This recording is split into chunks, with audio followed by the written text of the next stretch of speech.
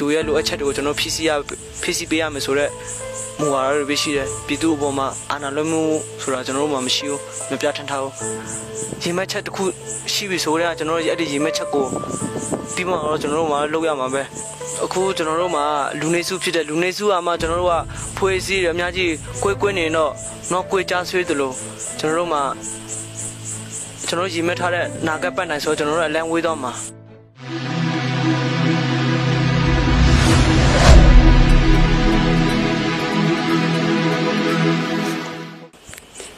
အားလုံးပဲမင်္ဂလာပါဒီကနေ့ကျမတို့ Channel Information Center နေပြီးတော့ချင်းမျိုးသားတပ်မတော်မှအရာရှိတဦးဖြစ်တဲ့ KIA အပတ်စဉ်30ပိုလောင်းကျောင်းစင်းဒူဝါဘရောင်အောင်ကို၎င်းတာဝန်ကျရာရှိတဲ့တနေရာမှာတွားရောက်တွေ့ဆုံမေးမြန်းသွားမှာပဲဖြစ်ပါရရှင်ဒူဝါမင်္ဂလာပါဟုတ်ကဲ့မင်္ဂလာပါအခုဒီဒူဝါအနေနဲ့ပေါ့ဒီချင်းမျိုးသားတပ်မတော်ကိုဘယ်လိုခံယူခြင်းနဲ့ဝင်ရောက်လာခဲ့လဲပြီးတော့ဘယ်ချိန်ကနေစပြီးတော့ဒီချင်းမျိုးသားတပ်မတော်တယောက်ဖြစ်နဲ့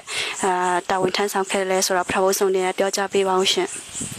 ဟုတ်ကဲ့ကျွန်တော်ကဒီအရေးတော်ပုံတိုင်ခင်ပေါ့2019လောက်ကနေကျွန်တော်ဒီ CNA တက်တွေကိုရောက်ဖြစ်ခဲ့တယ်ကျွန်တော်ပထမရောက်ဖြစ်တဲ့အချိန်မှာတော့ပြည်သူစစ်အနေနဲ့ပဲကျွန်တော်ကလာဖြစ်တယ်ပြည်သူဟိုဟာမြို့ရောထဲမှာနေမှာပေါ့အဆူဆောင်ရေးတောင်ဝမ်ယူဖို့အဲမျိုးခြေယုံရေးတော့ဘာလို့လုံးမဆုံးမကျွန်တော်ရည်ယူထားတာပေါ့ဒါပေမဲ့ဒီရောက်တော့စင်ရလေးရနေလာတယ်ပြီးတော့လူရလည်းအဲ့လောက်ထိမရှိဘူးဆိုတော့ကိုတိုင်းပေါင်းဝင်လှုပ်ဆောင်မှအဆင်ပြေမယ်ဆိုတော့အသွေးမျိုးနဲ့ကျွန်တော်ဒီကိုရောက်လာချင်းဖြစ်တယ်ဟုတ်ကဲ့အခုဒူဝါအနေနဲ့ဒီလိုရောက်ရှိပြီးတော့ပေါ့ဘယ်ချိန်လောက်မှဒီဘိုလောင်းချောင်းကိုသွားတက်ဖြစ်တယ်လဲပေါ့ပြီးတော့ဒီဘိုလောင်းချောင်းရဲ့အတွေ့အကြုံတချို့လေးကိုကျမတို့ကို sharing လုပ်ပေးပါအောင်ရှင်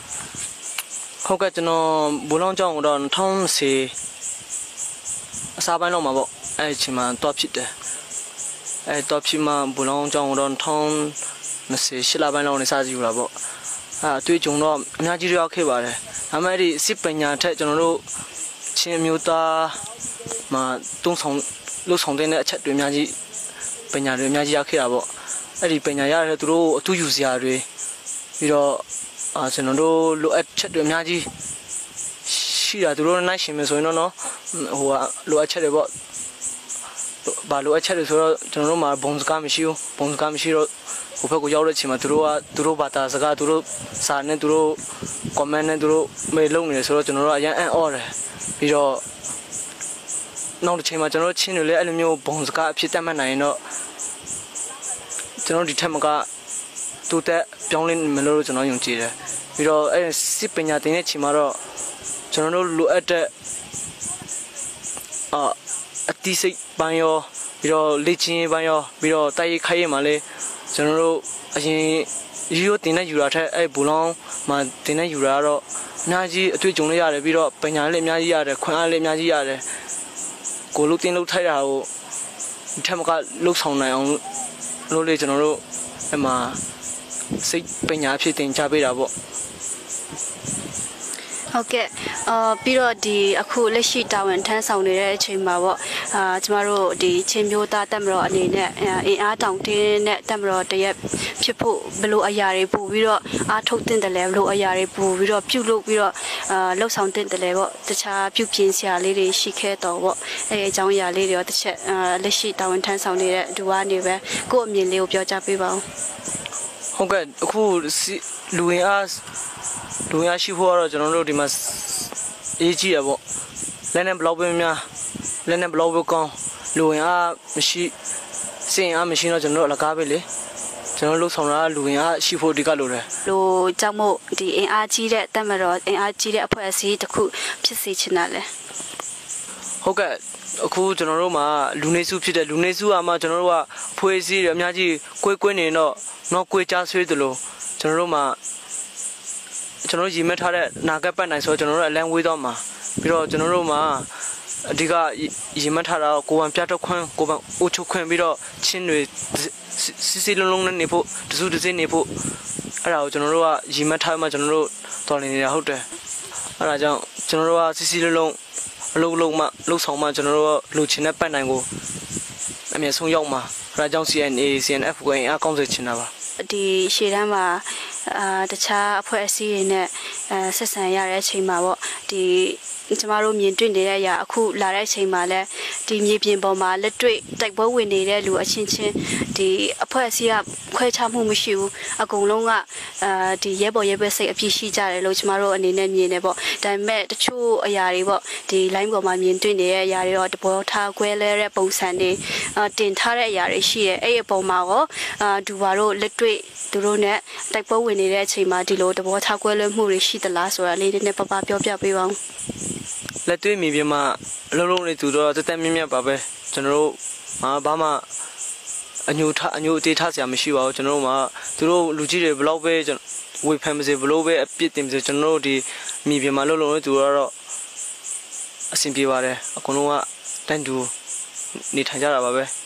ဒီရှေ့တန်းမှာနေတဲ့အချိန်မှာပြည်သူလူထုနဲ့ဆက်ဆံရေးရောဘယ်လိုရှိတယ်လဲသူတို့နဲ့ဒီလိုပြောဆိုဆက်ဆံတဲ့နေရာမှာအခက်အခဲတွေရှိသလားဟုတ်ကဲ့အခက်ခဲတော့အဲ့ဒီဘာသာစကားပေါ့ဒီဖက်စကားဆိုတော့ကျွန်တော်တို့ကသိမပြောနိုင်သေးဘူးပေါ့ဒီလာနေစေအချိန်ကာလမို့လို့ကျွန်တော်တို့သူတို့စကားနဲ့မပြောတဲ့အချိန်ကျတော့နားလေမုန်းနေပါတွေ့တာလေးရှိတယ်ပြီးတော့